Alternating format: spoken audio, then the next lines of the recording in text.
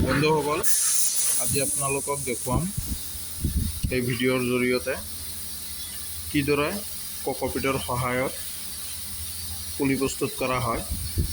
Hi tech চিডলিং নাৰ্চাৰীত সম্পূৰ্ণ মেচিনত গুটি দি তাৰ সহায়ত পেলোৱা হৈ আছে। এয়া আপোনালোকে চাইছে কোকোপিট ভালকৈ আৰু এইখিনিত গুটি দিয়া আছে। এই গুটিখিনি সেন্সৰৰ জৰিয়তে ইয়াৰৰ সহায়ত এটা এটাকৈ গুটি উঠাই চিডলিং ট্ৰেত দিছে। এইটো কোকোপিট আৰু ভাৰ্মিকম্পষ্ট আকৌ ঢাকি দিছে। এই বুৰুচৰে সমান কৰি দিব দিয়া ট্ৰেটো। এই কনভাৰ বেলৰ সহায়ত আহি আছে। ইয়াৰ পৰা লৈ কিনে এই আপোনালোকে দেখা পাইছে থাৰ্মকলৰ ট্ৰে বাকচ তাতে এইদৰে ৰখা হৈছে। এতিয়া ইয়াৰ পৰা এই ট্ৰেটো তাতে ল'ব, তাতে লৈ সমান কৰি দিয়া হ'ব আৰু এইদৰে ইয়াতে ষ্টক কৰা হৈছে। ইয়াৰ পিছত ইয়াৰ পৰা ভিতৰত জাৰ্মিনেশ্যন চেম্বাৰত ৰখা হ'ব 2 দিন আৰু গুটিখিনি জাৰ্মিনেশ্যন হোৱাৰ পিছত তাৰ পৰা গুটিৰ টেম্পাৰেচাৰ আৰু হিউমিডিটি পুলিৰ বাবে যিখিনি লাগে তাক মেনেজমেণ্ট কৰিবলৈ এয়া যিটো চাইছে আপোনালোকে হাইটেক চিডলিং নাৰ্চাৰী, এইটো হ'ল কুলাৰ। ইয়াৰ সহায়ত আৰু এই নাৰ্চাৰীটোৰ সহায়ত পুলিখিনি ইয়াতে ৰখা হ'ব। এয়া চাইছে আপোনালোকে ইয়াতে পুলি ৰখা হৈছে। এইখিনি ফুলকবিৰ পুলি এইদৰে বাকী যিখিনি ষ্টেণ্ড ইয়াতে দেখা পাইছে সেইখিনিত ৰখা হ'ব আৰু ইয়াতে পুলিখিনি জাৰ্মিনেশ্যন হোৱাৰ পিছতহে দিয়া হ'ব। আৰু পুলিখিনি সম্পূৰ্ণ প্ৰস্তুত হওঁতে মোটামুটি 20 দিনমান লাগিব। আপোনালোকে চাইছে 2টা পাংখা চলি আছে, এডজাষ্ট ফেন হয়। ইয়াৰ ভিতৰত যিমানখিনি গৰম সেই গৰমখিনি ভিতৰৰ পৰা লৈ কিনে বাহিৰত ওলাই দি আছে এই পাংখাৰ জৰিয়তে।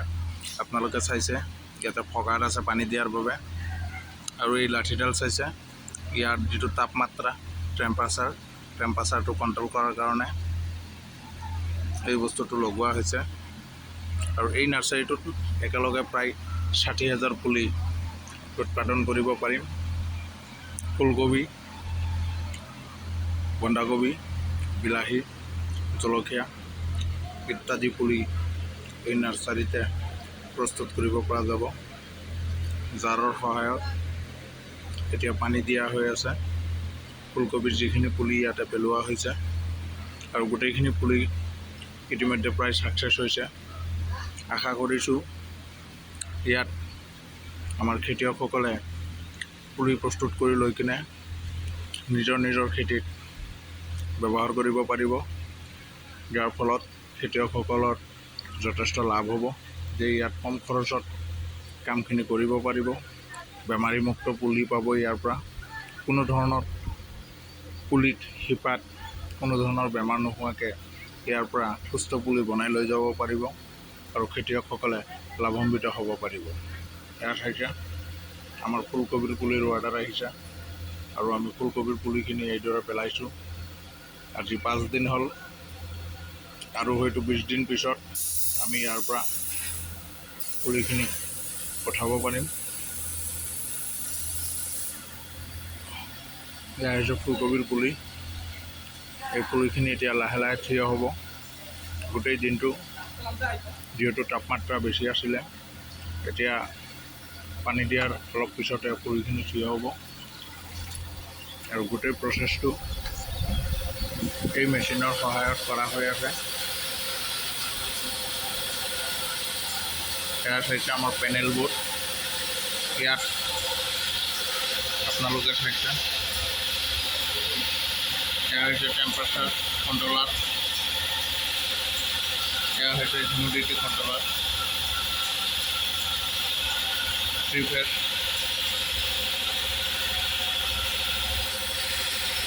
আপোনালোকক এতিয়া ফগাৰ ষ্টাৰ্ট কৰি কিনে মই দেখাই আছোঁ ফগাৰটো কিদৰে চলে।